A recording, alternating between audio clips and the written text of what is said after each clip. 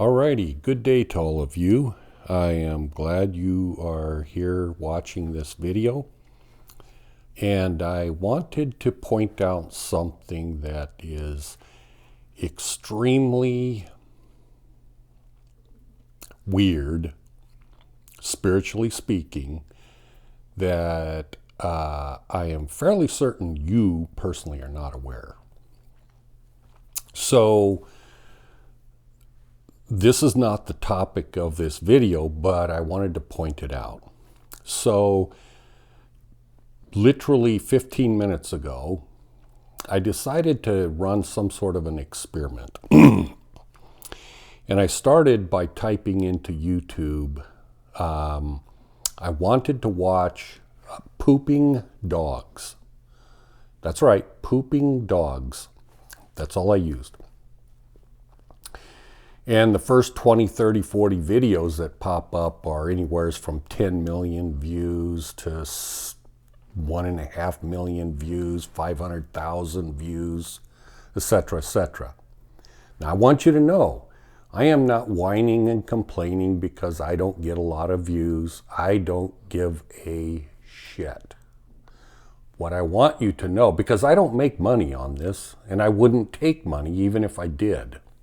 If I were making money on YouTube, I guarantee you I would donate that money to some bum on the side of the street or something. I refuse to take money. It's just how I operate. Because I don't want to, it's like if somebody gives you something, if it isn't a gift, they expect something in return. And I am not going to take money and be beholden to the corporations or the satanic organizations in the world, etc., etc. I do this because I love God. I do this because I love you. And that's the only reason I do it. Okay, the next thing I typed into YouTube was watching grass grow. Same type of results. Several million views. 300,000 views in 1 week. Some of them were 3 days old and they had 20,000 views. That's watching grass grow. So then I thought, okay, let's try another topic. How about boring video? That's right, folks, boring video. I typed that in. I think that got the most views for the first one, like 15 or 20 million views. And the same holds true all the way through. Boring videos. So I make spiritual videos that are so damned rare to get the truth, spiritual truth that is beyond what you're going to read in books, Vedas, scriptures, Bibles, etc., etc. Now, when I say beyond, what I'm saying is, when Jesus was alive, he preached a gospel, good message is what it means. It didn't conform with the then produced scriptures. It didn't sit well with the official spiritual teachings. So they hung him on a cross and killed him. So when I produce a video and I teach you about things, it is not going to be standardized. It isn't going to be something that you can read in the books and Bibles and stuff like that. What I teach is like Christ in such a way, and I'm not comparing myself to Christ. Don't get off on that kick. What I'm doing in my comparison is I'm saying my source of information comes from the same source that Jesus' source came from. The God that Jesus prayed to.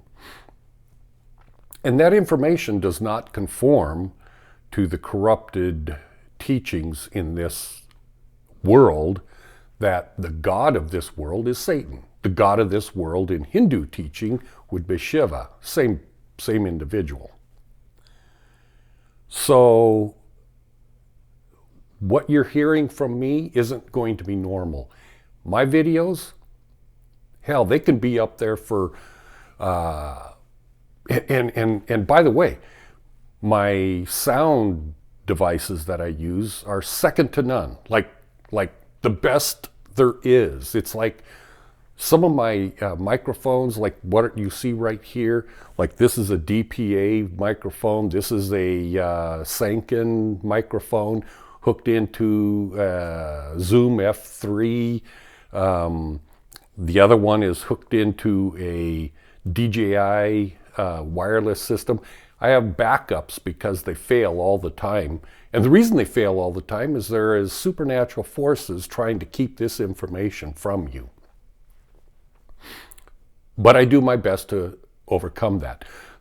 The video camera that you're seeing this through, most video cameras, very expensive video cameras, by the way, that look like DSLRs, they're not built to make long recordings like this. They'll go 5 minutes, some of them, the best of the best, may go 15 or 20 minutes. But you have to have a actual, movie camera video, a machine to be able to produce a video like what I do that may run an hour or so. This thing will run until the damn battery goes dead. 2 hours, 3 hours, whatever. Not an inexpensive device. 4K video. So I do the very best I can for you so that you can hear my voice, so that you can see my facial inflections when I'm saying things, so that you can discern from where you're sitting the truth of what I'm saying. Either I'm delusional or I'm speaking the truth. That's for you to decide. But at least I give you the best tools possible for you to make those decisions. And my videos, after a couple of weeks, maybe 100 views. And why? Because there's a rare few of you that watch these. There's a rare few of you that might share them with your friends. And out of a planet filled with 7 billion people, and I would suspect out of the 7 or 8 billion people on the planet, there has to be at least 5 billion of the people or more that have access to the internet and could easily, within anywhere in the world, probably within 10 minutes, find this video. Now, what is the ratio if you've got 5 to 6 billion people that could watch this video, and in a couple of weeks, 100 watch it? Now, from where you're sitting, most people would be going, oh my gosh, the dumbass is whining and complaining because he doesn't get views. But I'm speaking to you, not to those dumbasses that would say such a thing. I'm speaking to you. Do you know how rare you are? Do you know how rare you are that you found this video? I know I've said this before, but I'm telling you again, you are rare. I am rare. The percentage chance of you winning the freaking lottery is greater than you finding this video and watching it. Anyways, I just wanted to bring that up. I just wanted to make that point so that you see that what is happening right here is damn rare indeed. So, what's the topic of this video? It's going to be semi-nebulous, and so I think I'll name it after I'm done. But essentially what I wanted to talk about is the nature of what you are as compared against your ego, or what is an ego, and the role that God, Brahma, plays in this whole scenario. I know that's a huge topic to cover in one video, but yeah, I'll be jumping all over the place with that. So, and as you all know, I don't script these things. I used to try to script them. I used to try to make a a note pad, and I would write in big bold writing, and it would just give me ideas of how to stay on topic. And then I would tape it to the front of the camera or whatever so I could look at it when I'm looking at you and go, oh, that's what I'm supposed to talk about. But you know what? I don't even do that anymore. And I will tell you why. Because I'm not trying to sell you something or anything else. I know it would seem irresponsible to not do that. It seems like it. But I do not want to have anything become between you and I and the Spirit of God. I do not want to put something else in there inhibiting that. So I have an idea of what I want to talk about. And I guess some could say, but I do not believe this, but some could say, oh, well, the guy is talking about what's the interconnection between spiritual and the body and you. I don't even remember what they call that, but anyways, whatever that is, that's what I'm kind of doing. I importune, I ask, I beg, I pray that I would be inspired as I'm making the video so that you get the raw truth directly from the source coming through me, which is an imperfect being, but I'm doing the best I can. Does that make sense? So, what is you as compared to your ego? Well, let's start with the concept of what is Brahman. Most of you that have been watching my videos for a year or two understand that differently than the general public. When I say general public, there's no such thing as general, but I mean the esoteric spiritual people that are into spirituality, that go to see gurus and do all this kind of stuff, which in that is pretty rare. But they don't understand Brahman the way you do. And the reason is because I understand Brahman through enlightenment, essentially. And so I teach it a little differently than most people. So, and by the way, there are enlightened gurus in past centuries and whatever that were definitely enlightened, and they brought a lot of truth to the table. Now, was it corrupted over the years? Of course it was, but there's still a lot of good information in there that is very worthy to study and read, by the way. So where am I going with that? Let me gather my thoughts for a second. And by the way, I might cut this video, which I don't normally do, and that's because I'm jumping from one concept to another, and I like to, I don't know how to express it. I just like to allow the Spirit to kind of take over, kind of, and then when I gather my thoughts again, I'll go again. So whether or not I do cut this, I don't know, but I might and move forward with it. Anyways, so Brahman is the dark nothingness from which everything emanates. So knowing, if we start first, now we're talking about the ego and you. What's the difference? The essence of what you are, essence, as versus ego. So we got that concept, but now let's move to the other concept of Brahman. Everything is nothing. So what are you? What are you? Well, if you take Brahman, which that is the existential reality of everything, which is nothing, and yet we can meditate, and yet we know we exist, and yet everything is Brahman. So again, what is ego and what is you? Literally everything you can conceive of is ego.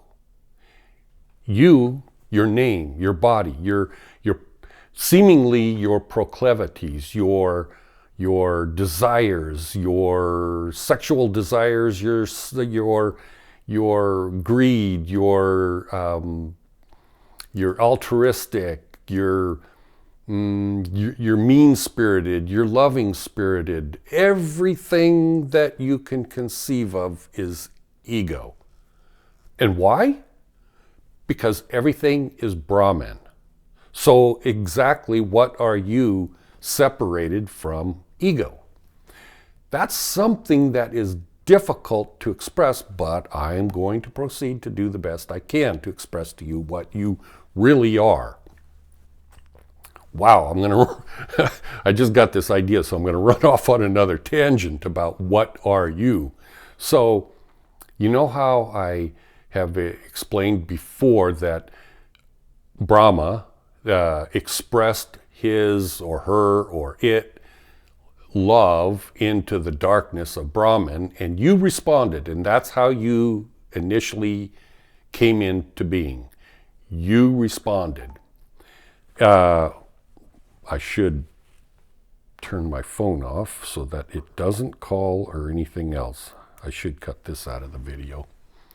I learned a lesson that if I silence my phone, you know how that emergency thing or whatever, then I don't get interrupted. Anyway, sorry for that. So when you responded to the light or the love of God, you created yourself into existence, okay? Now that has been going on for billions and billions of years for you individually to get to where you are right now today. Think of this reality as having all kinds of influences impinging upon you, impinging upon the vehicle that you are driving, meaning your physical body. So love, greed, hatefulness, frustration, anger, sadness, joy, happiness, all of these things are impinging upon you, eliciting some sort of action from you, something from you, because this is how you create yourself. So let's say you're walking down the street and you get robbed by somebody. You're not getting robbed because you're not there. You're not a physical body. And we don't know if the person robbing you, we don't know if that's a demonically possessed evil bastard that is trying to ruin your life, or is it a human being that actually doesn't even have an essence? That in fact, it is a robotic, do I say an android, a robotic, anyways, created by Satan. So in fact, it is like an autonomous robotic human being that doesn't even have a soul. That could be the individual that set out to rob you. And so it's everything. Maybe another person sees you on the street and says, have a good day, sir, ma'am, or that's trying to elicit some sort of a response out of you. The wind ruffling in the trees on a quiet, cool afternoon is trying to elicit a response out of you. Everything in existence that we could call ego is trying to elicit a response out of you. Your response is ego, but behind the covers, behind the scenes, you are creating yourself. And what is it that I'm sorry, this thing started to fall. Oh. What is it that it is trying to create is you. And what is it? That's your essence. Now, you could say, for instance, I use the concept of eating a lemon a lot of times. And you go, what the hell is a lemon? Well, you can see it with your hands, you can squish it, You could see it on a picture on a magazine, or you could see it in a video or whatever. But the person that's eating it is getting something else out of that lemon than what appears in any form or format. And so whatever it is that that human being is getting, that would be like, okay, that would be not ego. The taste that cannot be given to another human being, the taste that you taste physically, that you can't express or explain to anyone else on the planet so that they get the same thing you do. They have to actually eat the lemon. Whatever it is that taste that you are experiencing, that would be comparative. I'm not saying that's true with a lemon. I'm just saying that's a comparison of what is eliciting some sort of reaction out of you so that you can create yourself. So if you're being robbed, what does that elicit out of you? Just like the lemon, the taste. What is it that you actually feel? Now, what you are, the essence of you, is ever changing. And I mean, like, I used to think years ago that change was impossible. In other words, the essence of what you are is like a seed. If you plant a watermelon seed in the ground, a watermelon will grow, not a oak tree. Does that make sense? But I was wrong several years ago, because you are not a seed in an essence that it's damned well bound and determined to be what it's going to be. Because see, I know this is a very difficult thing to gather in your head, but the thing that brings it out and lets you know that your essence is dynamic and able to change itself. In other words, it starts off as a watermelon seed and then it maybe grows into a lotus flower. Because the thing that triggers your thinking to go, oh, wait a second, maybe John is correct in what he's teaching or saying, because of the atonement of Jesus. That's the trigger point that should make you wake up and go, wait a second, what the heck is the point of the atonement? I don't need anyone to forgive my sins or whatever. It's not really about that. It's about giving you an opportunity to change what you are. Your essence is godlike. Your essence can create itself into whatever it wants to be.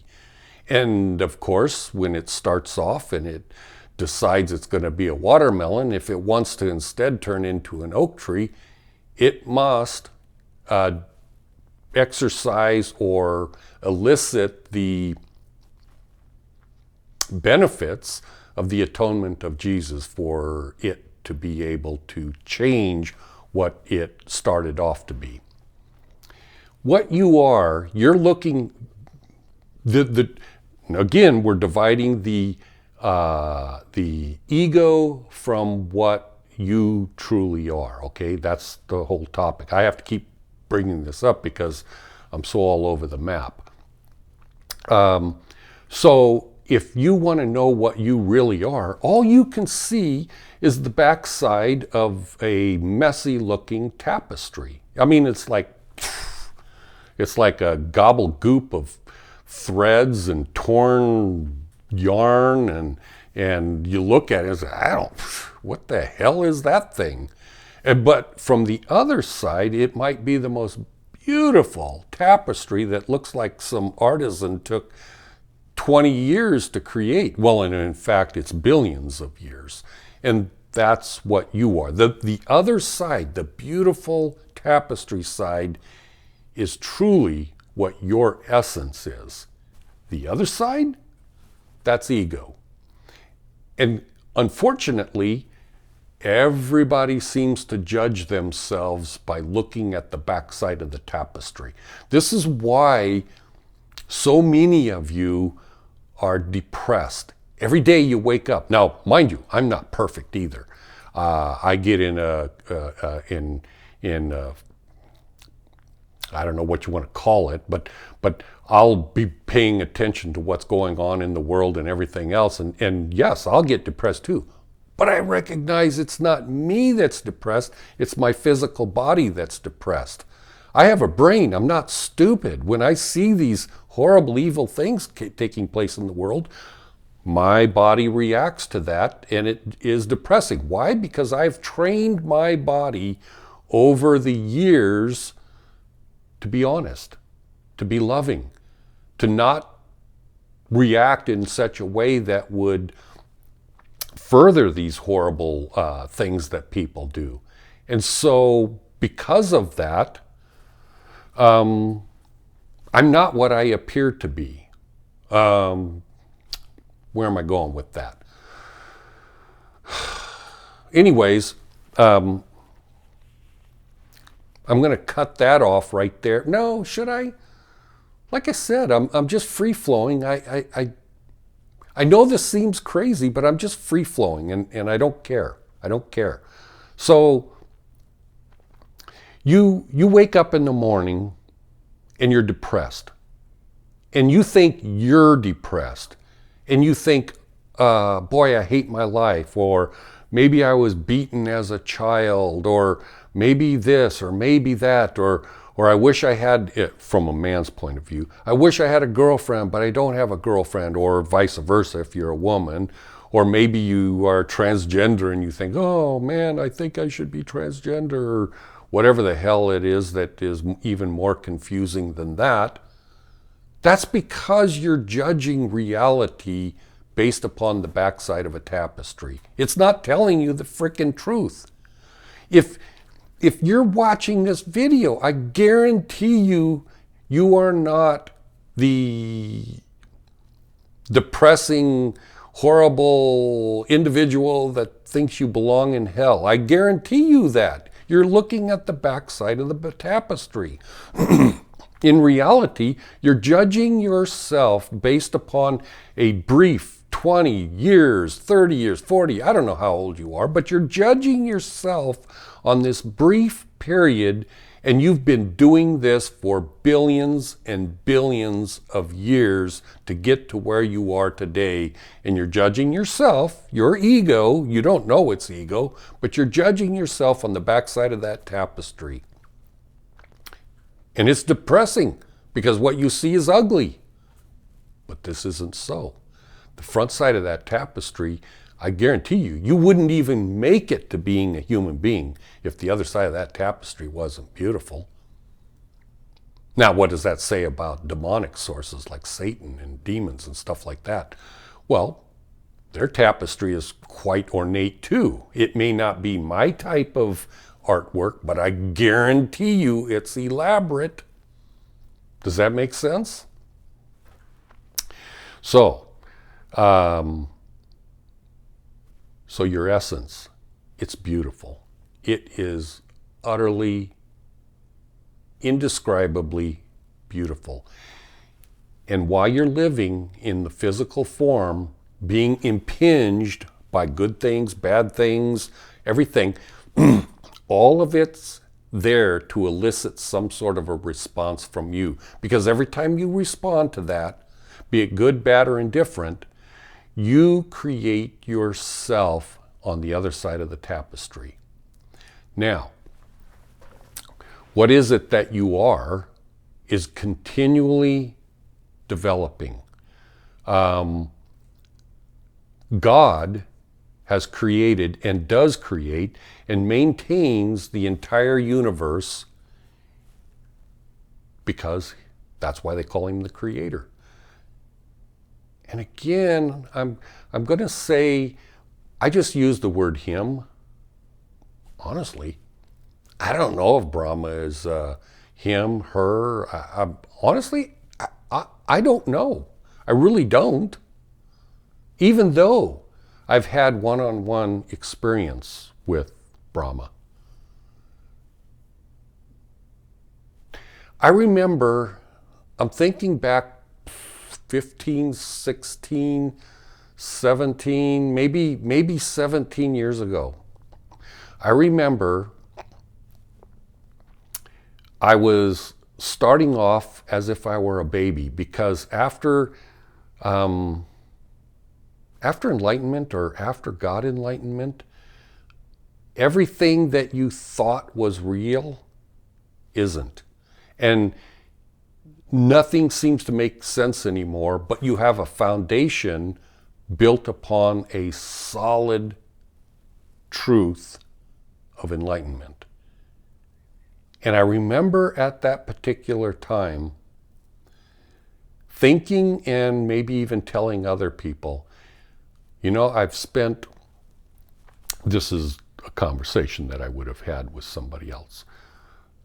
And I would say, I've been working as hard as I can to understand God, to understand the teachings of Jesus, to understand the teachings of Buddha and all the other enlightened masters through the Vedas and everything else. I've spent 35, 40 years doing this, and now I know nothing. Now, and I know absolutely nothing anymore. The only thing I do know is that God loves me. That was the only thing I knew when I started back up after God enlightenment. I got to a point where I just go, I know that God loves me. Prior to that, I didn't, of course. And I knew that I loved God. I knew that I loved God before I knew that God loved me. That was the only thing I knew. I didn't know anything else. And then, from that point forward, it took about a decade or less to start putting the pieces of the puzzle back together correctly. The pieces were there. I had them over 40 years of studying. It's just that it shattered the puzzle. I built this puzzle sort of like the backside of a tapestry, and I thought that depicted reality. It didn't. And then the pieces started fitting back together and everything. So from an outside point of view, if you were to talk to me 17 years ago, you would go, well, there's no way this guy has this much knowledge of spiritual things in 17 years. There's no way. And of course, that would be correct, because that knowledge came over a complete lifetime. I'm 70 years old now, and that has come to me since I was 5, 6 years old. It's funny because I never really thought of this very much, but one of my friends here that watches the videos asked me the question, was it Ari? I think it was Ari that asked me the question. It could have been Benjamin. It was just a week or so ago. Anyways, is it possible that your dad beat you to death almost because you were bad or something like that? Or was it because of your defiance? And I laughingly thought about it and responded, actually, it was because of my defiance. That's why my father almost beat me to death. And not just once. It happened a few times in my lifetime, but only once to the point where I thought I was going to die. And that was when I was about 6 or 7 years old. But yeah, my defiance. I am so defiant, but not for no reason at all. I'm defiant because my spirit, my soul, my essence is repulsed by powers, authorities, rules, laws, edicts, teachings, anything and everything that doesn't comply with, I would like to say love, but even more so, that doesn't comply with what I know the truth to be. And I struggle sometimes without trying to argue too much. I struggle sometimes trying to find out, am I wrong? Am I wrong? Am I wrong? And I question the people, am I wrong? Is there something I'm missing here? And when I find out that from them, and still I'm not wrong, that's when I become defiant. There's a cute story that the chief of the entire fire department that I used to work for before I retired, the head chief, not a battalion chief, the head chief, he tells a story that I only found out because I have a sister-in-law that was, or still is, works for the government for the city of Tualatin, I believe, in Oregon. And she's some sort of an official that works there. And so the fire chief was teaching a lesson, something about leadership or whatever. I wasn't there because I was just a firefighter. And she was telling me the story that she goes, "Oh my God, the chief is talking about you, John." So apparently the chief's talking about how he said there are employees sometimes that you get so infuriated with that you want to fire them. You want to fire them so bad, almost to the point where you're going to make the jump and fire them, and hopefully the blowback isn't bad enough that gets you in trouble or fired, breaking the law and everything, to fire this defiant person that you just can't stand.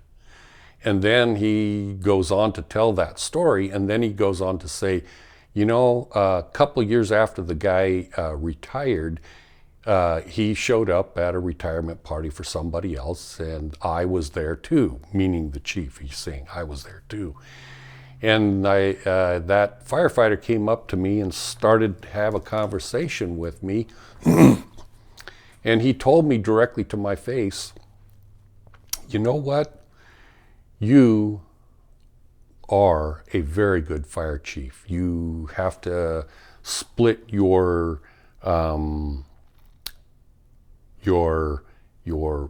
efforts on protecting the taxpayers of the city and protecting the rights and the safety of the firefighters. And you did a very good balance in that. You didn't betray either side.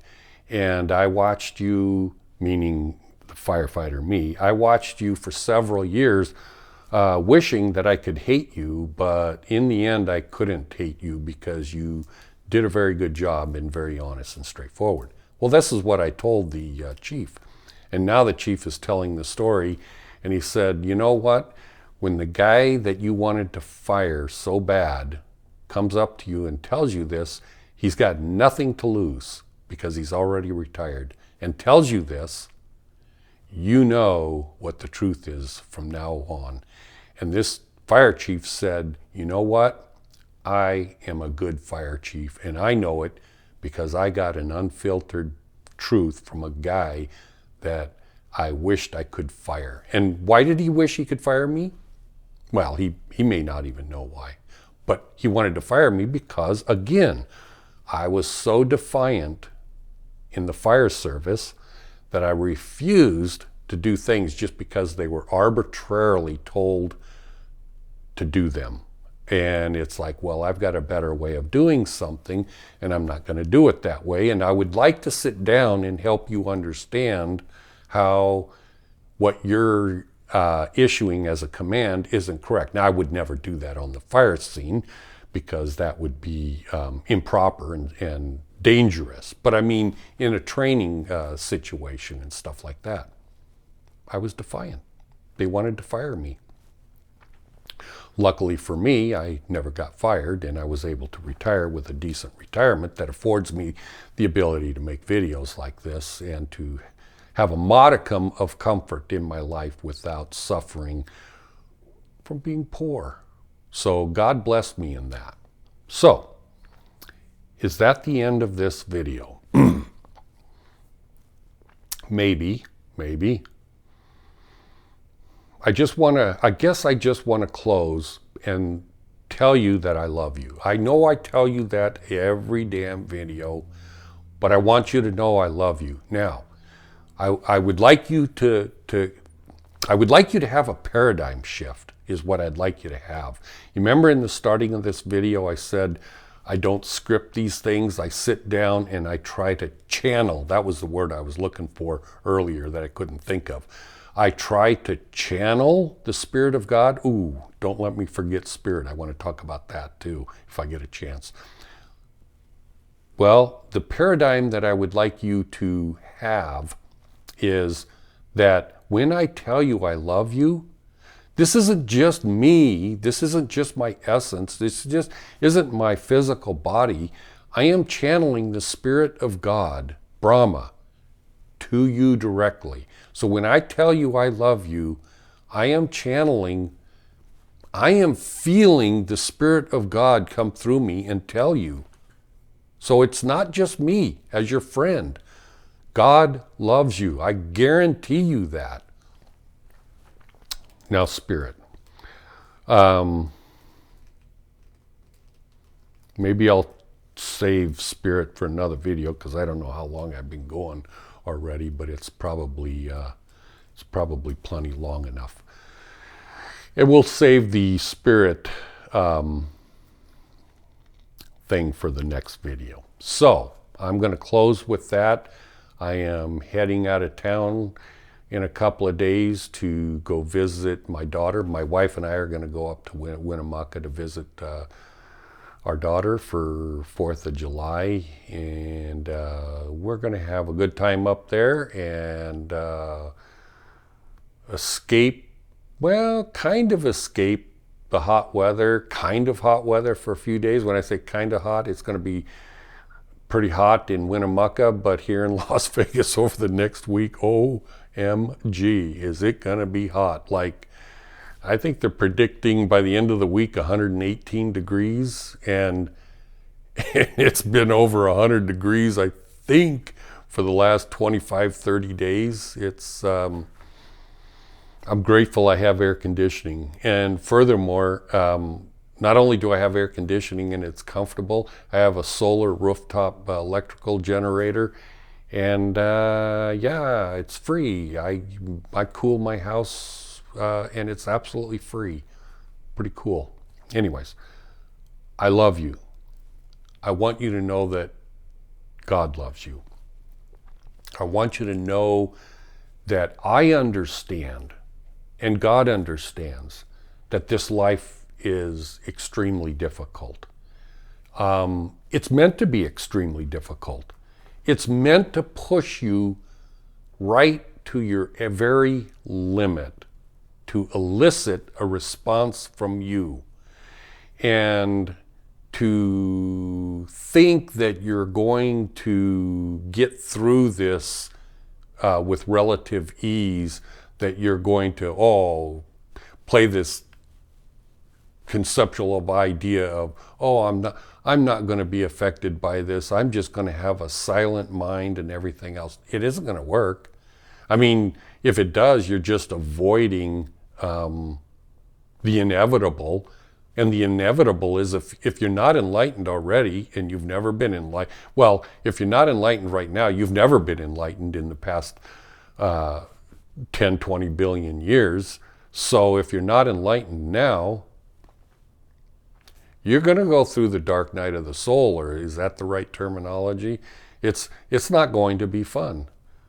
It's like talking to someone and like some people have kidney stones. I had that once in my life.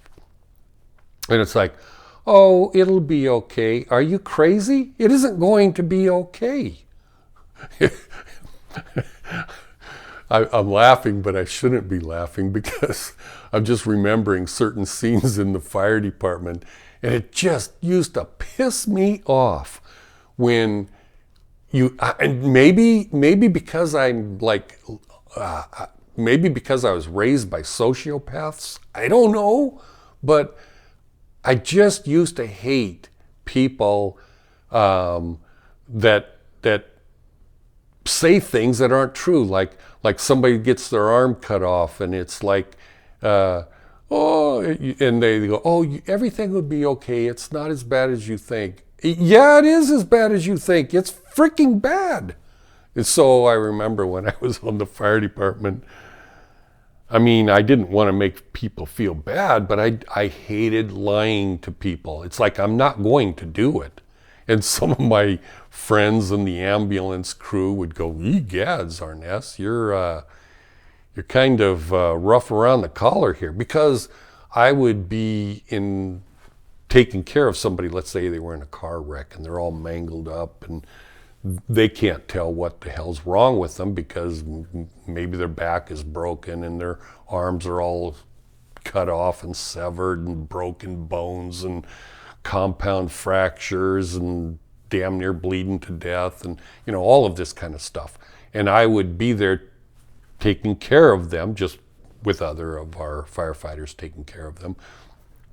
And sometimes they would go, "Oh, what happened? What's going on?" or whatever, you know. And I'd go, "Well, your right leg has got a compound fracture with the femur sticking out. We've got a tourniquet on that so you don't bleed to death.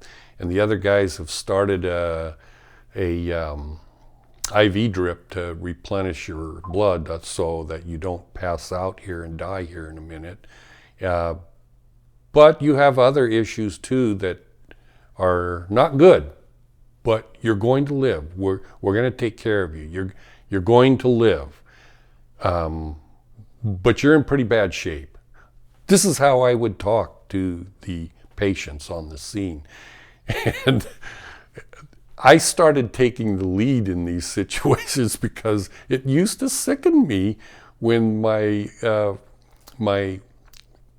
fellow firefighters and ambulance crew would go, "Oh, everything's okay. You're going to be fine." It's like, actually, you're not going to be fine. And by the way, you're not okay either.